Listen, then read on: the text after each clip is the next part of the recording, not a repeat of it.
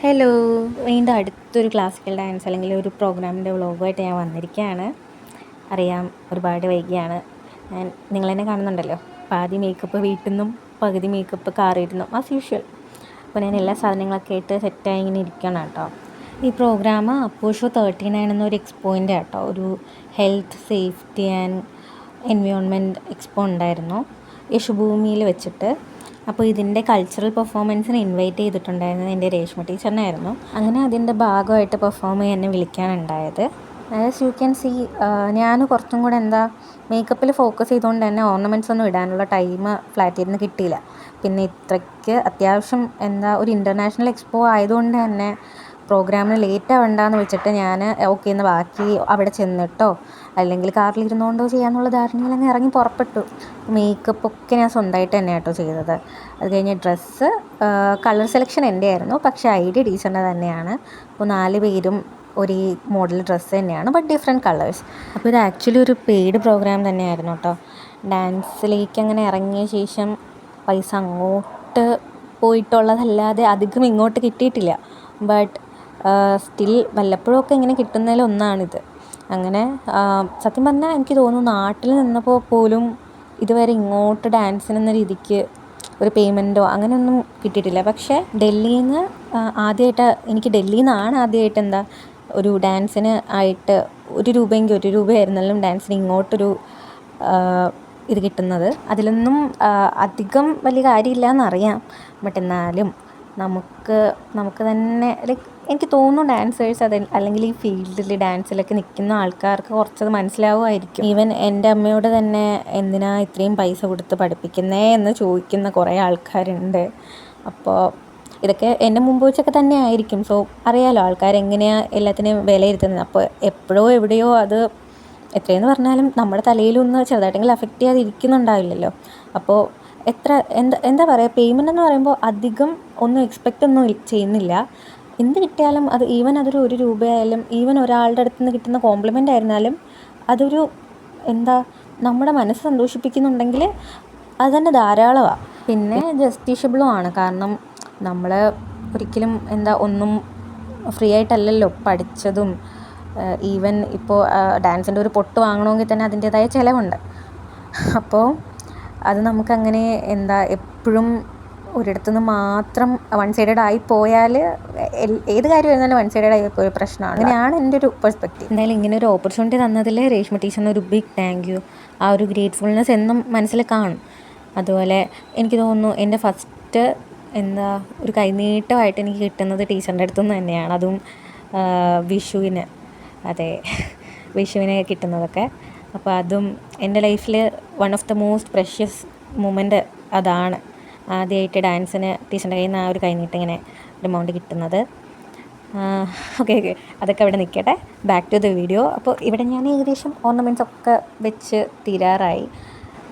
സംഭവം എന്താണെന്ന് വെച്ചാൽ ഞാനിപ്പോൾ ഈ വീഡിയോയിൽ ഞാൻ ടൈം ലാപ്സ് അടിച്ചു. പക്ഷേ ആക്ച്വലി ആ ഒരു ജേണി ഏകദേശം ഒരു 2-2.5 മണിക്കൂർ ഉണ്ടായിരുന്നു. കാരണം ഞാൻ ഡൽഹിയിൽ താമസിക്കുന്ന സൗത്ത് സൈഡാണ്. അവിടെ നിന്ന് ദ്വാരക സെക്ടർ 3, അതായത് അത്രയും ദൂരം അങ്ങോട്ടുണ്ടായി. എൻ്റെ ലൊക്കേഷനിൽ നിന്ന് എന്തായാലും ഒരു 2-2.5 മണിക്കൂർ പ്ലസ് ആ ട്രാഫിക്കും കൂടെ ആയപ്പോൾ ഒരു 2-2.25 മണിക്കൂർ കാറിൽ ഇങ്ങനെ ഇരുന്നു. പക്ഷേ ഭാഗ്യത്തിന് ഞാൻ ആ ഓർണമെൻറ്റ്സ് ഒന്നും വീട്ടിൽ നിന്ന് ഇടാത്തത് കൊണ്ട് കാറിൽ ഫുൾ ഓക്യുപ്പൈഡ് ആയിട്ട് ഓർണമെൻറ്റ്സ് ഒക്കെ ഇട്ട് അങ്ങനെ ടൈം പോയത് ഞാൻ അറിഞ്ഞില്ല.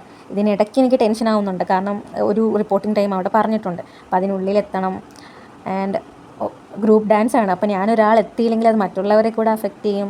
സോ ഇതിന് ഞാൻ എന്തായാലും 1-2 മണിക്കൂർ മുന്നേ ഇറങ്ങി.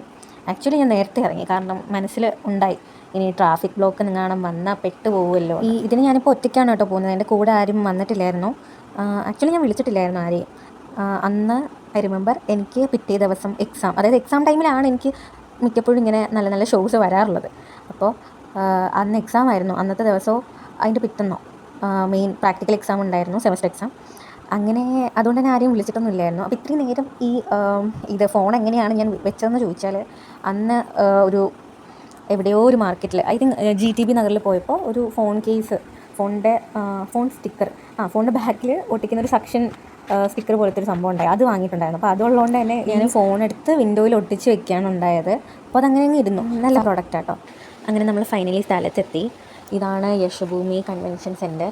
ഏഷ്യയിലെ തന്നെ ഏറ്റവും വലിയ കൺവെൻഷൻ സെൻറ്റർ ഇതാണ്. ഇവിടെ വെച്ചിട്ട് തന്നെയാണ് എക്സ്പോ നടന്നത്. ഇവിടുത്തെ ആംഫി തിയേറ്ററിൽ വെച്ചിട്ടായിരുന്നു ആക്ച്വലി ഞങ്ങളുടെ പ്രോഗ്രാം വരുന്നത്. അപ്പോൾ നേരത്തെ ഇറങ്ങിയത് കൊണ്ട് അഫ്കോഴ്സ് ഞാൻ തന്നെയാണ് നേരത്തെ എത്തിയത്. എന്നിട്ട് ഞാനിവിടെ ഒരു 10-15 മിനിറ്റ് എൻ്റെ കൂടെയുള്ള ഗ്രൂപ്പ് മെമ്പേഴ്സിനെ, ടീച്ചറിനെയും ഗരിമ ചേച്ചിയെയും അതുപോലെ ചന്ദനേനെയും കാത്തു നിന്നു. ഇതിനിടയ്ക്ക് എനിക്കെന്താ പറയുക, വേണമെങ്കിൽ സെൽഫ് ലവ്, സെൽഫ് ഒബ്സഷൻ എന്തോ വേണോ ഇതിനെ വിളിക്കാം. ബട്ട് എനിക്ക് ഈ ഡാൻസിൻ്റെ മേക്കപ്പിൽ എന്നെ കണ്ട് എനിക്ക് തന്നെ അങ്ങ് ഫോൾ ഇൻ ലവ് ആയി. ഞാൻ തന്നെ കുറേ നേരം ഇങ്ങനെ നോക്കി മറിഞ്ഞും തിരിഞ്ഞും ഒക്കെ എന്നെ നോക്കിക്കൊണ്ടിരുന്നു. അപ്പോൾ ഞാനിത് സംഭവം അവിടെ ബാക്കിയെല്ലാ ആൾക്കാരും എന്നെ ഇങ്ങനെ നോക്കുന്നുണ്ടായിരുന്നു. കാരണം ഞാൻ ഡാൻസിൻ്റെ ഡ്രസ്സിൽ മേക്കപ്പൊക്കെ ചെയ്ത് വന്ന് ഇങ്ങനെ അവിടെ ഇരിക്കുവാണല്ലോ. അപ്പോൾ കൂടെ ആളുകൾ നോക്കുന്നുണ്ടായി. ചിലരൊക്കെ ചോദിക്കണോ വേണ്ടതെന്ന് പറഞ്ഞ് നിൽക്കുന്നത് ഞാൻ കണ്ടു. അപ്പോൾ ഞാൻ ഫുൾ ടൈമിലെ ക്യാമറയിൽ ഞാൻ എന്നെ തന്നെ ഇങ്ങനെ പുകഴ്ത്തുകയായിരുന്നു, സ്വയം പുകഴ്ത്തുകയായിരുന്നു. പിന്നെ കുറച്ച് കഴിഞ്ഞപ്പോൾ ആ ഡൽഹിയിലെ വെതർ അല്ലെങ്കിൽ തണുപ്പ് എന്നെ എഫക്റ്റ് ചെയ്ത് തുടങ്ങി. അപ്പോൾ പിന്നെ ഞാൻ ഉണ്ടായിരുന്ന പൊന്നാട എടുത്ത് മൂടി. ഇത് ആക്ച്വലി പൊന്നാട അന്നേരം ഇട്ടത് കാണിക്കാനോ അല്ലെങ്കിൽ പൊന്നാട കാണിക്കാനായിരുന്നില്ല, അതൊരു പർപ്പസിന് വേണ്ടിയിട്ടായിരുന്നു. ദാറ്റ് ഈസ് എനിക്ക് തണുക്കുന്നുണ്ടായിരുന്നു, അതുകൊണ്ട് ഞാൻ മൂടിയിരുന്നു. ഇപ്പോൾ മേക്കപ്പ് വൈസ് നോക്കിയാലും ഓർണമെൻറ്റ്സ് വൈസ് നോക്കിയാലും ഫുള്ള് കംപ്ലീറ്റ് ആണ്. പക്ഷേ ഇനി ആകെ ഉള്ളത് ലിപ്സ്റ്റിക്കും അതുപോലെ പൊട്ടും പിന്നെ ചിലങ്കയാണ്. പൊട്ട് ആക്ച്വലി ഞങ്ങൾ എല്ലാവരും സെയിം വയ്ക്കുന്നുണ്ട്. തന്നെ ടീച്ചർ കൊണ്ടുവരാമെന്ന് പറഞ്ഞിട്ടുണ്ടായിരുന്നു. പക്ഷേ ഞാൻ ആ കുഞ്ഞി കുത്തിട്ടത് എനിക്കതിട്ടില്ലെങ്കിൽ സമാധാനം ഉണ്ടാവില്ല. ഈവൻ മോഡേൺ ആയിട്ടുള്ള ഡ്രസ്സിൻ്റെ കൂടെ ആയിരുന്നാലും എനിക്ക് പൊട്ടെന്ന് പറയുന്നത് നിർബന്ധമാണ്. I don't know why, but I believe that pottu can enhance your overall beauty. എന്നെ സംബന്ധിച്ച് അതങ്ങനെയാണ്. അപ്പോൾ യെസ്, അങ്ങനെ. അപ്പോൾ പൊട്ട് ടീച്ചർ എന്താ കൊണ്ടുപോയാൽ ചെയ്തത്, അത് ഞാൻ ഇനി വരുന്നതിൽ കാണും പൊട്ട്. അത് കഴിഞ്ഞ് പിന്നെ ഈ പറഞ്ഞ പോലെ അൽത്ത ഇടാനും കൂടെയും പിന്നെ ലിപ്സ്റ്റിക്ക് ഞാൻ എപ്പോഴും മേക്കപ്പ് ചെയ്ത ശേഷം ഏറ്റവും ലാസ്റ്റ് തന്നെയാണ് കേട്ടോ ഇടുന്നത്. കാരണം അല്ലെങ്കിൽ അതിനിടയ്ക്ക് ഫുഡ് കഴിക്കുകയോ അല്ലെങ്കിൽ വെള്ളം കുടിക്കുകയൊക്കെ ചെയ്യുമ്പോൾ അത് പോവും. പിന്നെ അതിൻ്റെ ഇതൊക്കെ വയറ്റിലും പോവും ലിപ്സ്റ്റിക്ക്. പിന്നെ അനുഭവതിരിക്കാനും ചുണ്ടൊന്ന് അങ്ങനെ ഇരിക്കുന്നതാണ് കംഫർട്ടബിൾ ആയതുകൊണ്ട്. അങ്ങനെ ദേ രേഷ്മ ടീച്ചറും ചന്ദനയും വന്നിട്ടുണ്ട്. അപ്പോൾ ഇനി ഒരാളും കൂടെ ഉണ്ടായിരുന്നു കേട്ടോ, ഗരിമ ചേച്ചി. ആക്ച്വലി നേരത്തെ വന്നിട്ട് അവിടെ ഞങ്ങൾക്ക് വേണ്ടി വെയിറ്റിംഗ് ആണ്. അപ്പോൾ ഞങ്ങളിനി ഇവിടെ നിന്ന് ആംഫി തിയേറ്റർ കണ്ടുപിടിച്ചിട്ട് അവിടെ പോയി വെയിറ്റ് ചെയ്യണം. ആൻഡ് ടീച്ചറും ചന്ദനയും രണ്ടുപേരും ദില്ലി മല്ലൂസാണ്. ദില്ലിയിൽ തന്നെ ജനിച്ചു വളർന്ന മലയാളികളാണ്. ആൻഡ് ഗരിമ ചേച്ചി വന്നിട്ട് ഷീസ് നോർത്ത് ഇന്ത്യൻ ആണ്. അപ്പോൾ ചേച്ചിക്ക് അങ്ങനെ മലയാളം അറിയത്തില്ല. ഞങ്ങളാണെങ്കിലും മെജോറിറ്റി മലയാളികളായതുകൊണ്ട് തന്നെ ഫുൾ കമ്മ്യൂണിക്കേഷൻ, കാരണം അതങ്ങനെയാണ്. ഞങ്ങൾ ഫുൾ ടൈം ഹിന്ദി ഇംഗ്ലീഷ് പറഞ്ഞിട്ട് ലാസ്റ്റ് ഒരു മലയാളി ഗ്രൂപ്പ് കിട്ടുമ്പോൾ ശരിക്കും മലയാളം അല്ലെങ്കിൽ നമ്മുടെ മദർ ടങ് സംസാരിക്കാനുണ്ടാകുന്ന ആ ആവേശമില്ലേ, ഞങ്ങൾക്ക് 3 പേർക്കും ഉണ്ട്. അതുകൊണ്ട് തന്നെ ഞങ്ങൾ കൂടുമ്പോൾ മലയാളമായിരിക്കും സംസാരിക്കുന്നത്. ഈവൻ ഡാൻസ് പ്രാക്ടീസ് ചെയ്യുമ്പോൾ റിഹേഴ്സ് ചെയ്യുമ്പോഴും മലയാളമൊക്കെ തന്നെയാണ് സംസാരിക്കുന്നത്. അപ്പോൾ ചേച്ചി ഇങ്ങനെ കൺഫ്യൂസ്ഡ് ആയിട്ട് നിൽക്കുന്ന കാണാം. എന്നിട്ട് പിന്നെ ഞങ്ങൾ ആദ്യം മലയാളത്തിൽ പറയും, പിന്നെ അടുത്തത് അത് ട്രാൻസ്ലേറ്റ് ചെയ്ത് ഹിന്ദി പറയും. അങ്ങനെ ഒരു ഡൈനാമിക്സ് ആയിരുന്നു. ആൻഡ് ഇതിനിടയ്ക്ക് വെച്ചിട്ട് ഞാൻ ചേച്ചിക്ക് കുറച്ച് മലയാളമൊക്കെ പഠിപ്പിച്ചും കൊടുത്തിട്ടുണ്ടായിരുന്നു. സോ ബേസിക് ആയിട്ടുള്ള കുറച്ച് ഇതിനിടയ്ക്ക് വരുന്ന മലയാളംസൊക്കെ ചേച്ചി പഠിച്ചെടുത്തു. ഇതിലൊരു എക്സാമ്പിൾ പറയുകയാണെങ്കിൽ, ഇപ്പോൾ ഞങ്ങൾ പ്രാക്ടീസ് ചെയ്ത് നടത്തി ഇങ്ങനെ ഇരിക്കുകയാണ്. അപ്പോൾ ടീച്ചർ പറയാം, ഓക്കെ ചെയ്യാം, ചെയ്ത് നോക്കാം. അപ്പോൾ ആ ഒരു ചെയ്യാം means okay come let's practice എന്നുള്ള രീതിക്ക് ചേച്ചിക്ക് അത് മനസ്സിലായി തുടങ്ങി. അപ്പോൾ അത് പറയുമ്പോൾ ചേച്ചി ഓക്കെ അതിനാണ് വിളിക്കുന്നതെന്ന് ചേച്ചിക്ക് മനസ്സിലായി. അതുപോലെ തന്നെ ഇഫ് നമ്മൾ പറയാം ഒന്നുകൂടെ, അതും മനസ്സിലായി കഴിഞ്ഞു. ഒന്നുകൂടെ മീൻസ് ഒന്നും കൂടെ ഞങ്ങൾ ചെയ്യാനായിട്ട് ആവശ്യപ്പെടുകയാണ്. മിക്കവാറും ടീച്ചർ സ്റ്റെപ്പ് പറഞ്ഞു തരും, ഞങ്ങളത് കാണും, എന്നിട്ട് കളിക്കും. അതിനി വീണ്ടും ടീച്ചറിനോട് ഒന്നുകൂടെ എന്ന് പറയും. അപ്പോൾ ടീച്ചർ എത്ര തവണ വേണോ ഇങ്ങനെ റിപ്പീറ്റ് ചെയ്ത് സ്റ്റെപ്പ് നമുക്ക് തരാവുന്ന രീതിയിൽ ടീച്ചർ എത്ര വേണോ പറഞ്ഞു തരും. അപ്പോൾ ഞങ്ങൾ മോസ്റ്റ് കോമൺലി യൂസ് ചെയ്യുന്ന വേർഡ് ഒന്നുകൂടെ എന്ന് ആയതുകൊണ്ട് തന്നെ ഇപ്പോൾ ചേച്ചിയും അത് പഠിച്ചെടുത്തിരിക്കുന്നു. അങ്ങനെ ആ ഒരു എൻ്റെയർ സ്ഥലങ്ങളിലൂടെ നടത്തി ലാസ്റ്റ് ഞങ്ങൾ ആംഫി തിയേറ്ററിലെത്തി. അവിടെ ഓൾറെഡി കുറച്ച് ഞങ്ങൾക്ക് മുന്നേ കളിക്കുന്ന ടീംസിൻ്റെ റിഹേഴ്സലൊക്കെ നടക്കുന്നുണ്ടായിരുന്നു. ഞങ്ങൾക്ക് വേണമെങ്കിലും റിഹേഴ്സൽ ചെയ്യാമെന്ന് പറഞ്ഞതാണ്. ബട്ട് ടൈം പിന്നെ വൈകിയോണ്ട് പിന്നെ ഞങ്ങൾക്കത് ആവശ്യമുണ്ടെന്ന് തോന്നിയില്ല. അതുകൊണ്ട് തന്നെ പിന്നെ അത് ചെയ്തിട്ടില്ലായിരുന്നു. പിന്നെ ഗ്രീൻ റൂം കിട്ടിയത് ഇതിൻ്റെ ബാക്കിൽ തന്നെ ചെറിയൊരു ടെൻറ്റ് പോലത്തെ സെറ്റപ്പിലായിരുന്നു. ഓൾറെഡി ഒരുങ്ങി വന്നത് എന്തുകൊണ്ടാണ് നന്നായി എന്ന് ഞങ്ങൾക്ക് അവിടെ വെച്ച് മനസ്സിലായി. ആൻഡ് അവിടെ അധികം സ്പേഷ്യസ് അല്ലായിരുന്നെങ്കിൽ ഞങ്ങൾ 4 ആളും കൂടെ പറ്റിച്ചു. ആൻഡ് ദിസ് വാസ് ദ പൊട്ട്, ഞാൻ നേരത്തെ പറഞ്ഞ പൊട്ട് ഇതാണ്. പിന്നെ അവിടെ ചെന്നിട്ട് ഞങ്ങൾ എല്ലാവരും കൂടെ മൂക്കുത്തി വയ്ക്കുകയുണ്ടായി. അപ്പോൾ 3 മൂക്കുത്തി സെറ്റ് അതിലുണ്ട്. ഇതിന് ഒരു വലിയ ഒന്നും കൂടെ ഉണ്ട്, പക്ഷേ അത് അത്ര മാച്ച് ആവുന്നില്ല എന്ന് തോന്നിയത് കൊണ്ട് പിന്നെ അങ്ങ് വേണ്ടാന്ന് വെച്ചിട്ട് ഇത് രണ്ടും മാത്രമായിട്ട് വെച്ചു. പക്ഷേ ആ മിഡിൽ വൺ, ആ ഒരു എന്താ സെപ്റ്റത്തിൽ കിടക്കുന്ന അത് മസ്റ്റായിരുന്നു കേട്ടോ. അത് വെക്കണമെന്ന് തന്നെ ടീച്ചർ പറഞ്ഞു. ഞാനും അതിനോട് യോജിക്കുന്നു. എനിക്കും അത് നല്ലൊരു ഭംഗിയായിട്ട് തോന്നി. അതുകൊണ്ട് ഞാനും പറഞ്ഞു വെക്കാം. അങ്ങനെ മെജോറിറ്റി നോക്കിയപ്പോൾ വെക്കാമെന്നായതുകൊണ്ട് തന്നെ ഞങ്ങൾ വെക്കുകയും ചെയ്തു. അങ്ങനെ ഡാൻസ് പെർഫോമൻസ് നല്ല അടിപൊളിയായിട്ട് കഴിഞ്ഞു. അപ്പോൾ അതിൻ്റെ ഒത്തിരി സന്തോഷമുണ്ട്. ആ മുഖത്ത് നന്നായിട്ട് അറിയാനും പറ്റുന്നുണ്ടല്ലോ അല്ലേ. നല്ലൊരു സ്റ്റേജായിരുന്നു. കുറച്ചധികം കയ്യടിയൊക്കെ കിട്ടി. ലാസ്റ്റ് ടീച്ചറിൻ്റെ വക ഒരു നല്ലൊരു പെർഫോമൻസ്, കുച്ചിപ്പുടി പെർഫോമൻസും ഉണ്ടായിരുന്നു. അങ്ങനെ മൊത്തത്തിൽ ഒരു നല്ല അടിപൊളി സ്റ്റേജായിരുന്നു. മനസ്സ് നിറഞ്ഞിട്ടാണ് അവിടെ നിന്ന് എല്ലാം ലാസ്റ്റ് പരിപാടിയും കഴിഞ്ഞ് ഞങ്ങൾ ഇറങ്ങാനുണ്ടായത്. അപ്പോൾ ഇതായിരുന്നു ആ ഒരു വൈബ് ഞങ്ങൾ ഇറങ്ങാൻ നേരം. അപ്പോൾ ആ ഒരു ആംഫി തിയേറ്ററിൻ്റെ മൂഡ് തന്നെ അടിപൊളിയായിരുന്നു. അപ്പോൾ മൊത്തത്തിൽ ആ വൈബിൽ ലൈക്ക് ഇങ്ങനെ ഒരു സ്റ്റേജ് നല്ല മെമ്മറബിളായിട്ടുള്ള ഒന്നാണ് കേട്ടോ. പിന്നെ ഞങ്ങൾ 4 ആളും കൂടെ ഒരുമിച്ച് ഇറങ്ങുകയുണ്ടായി.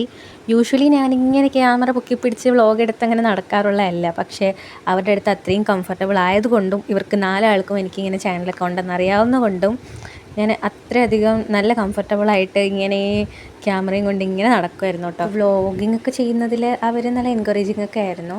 അപ്പോൾ ഇതാണ് ഗരിമ ചേച്ചി നേരത്തെ പറഞ്ഞത്. സോ ശ്രീതിക്ക് आपके साथ कोई वीडियो नहीं मिला? मिल गया वीडियो मिल गया। ये मेरे चैनल पे जाना। हाँ डन। आपका भी है?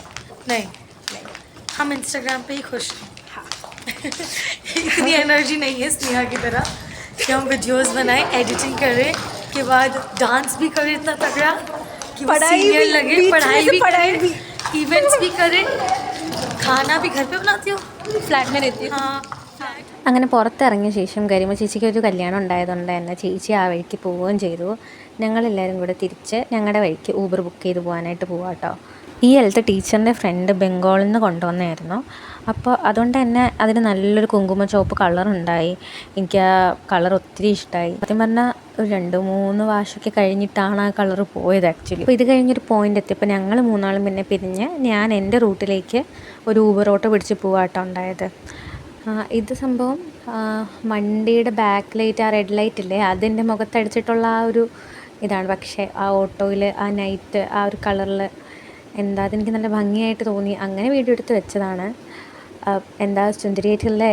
പിന്നീട് ഫ്ലാറ്റിൽ റൂമിലെത്തി കുറച്ച് നേരം ഞാൻ ഒന്ന് മേക്കപ്പ് അഴിക്കുന്നതിന് മുന്നേ ഉള്ള ആ ഒരു ആചാരമാണല്ലോ, നമ്മളെ തന്നെ നമ്മുടെ മേക്കപ്പിനെ അപ്രിഷ്യേറ്റ് ചെയ്യുക, നമ്മളെ അപ്രിഷ്യേറ്റ് ചെയ്യുക. For me as I said it's A part of self love.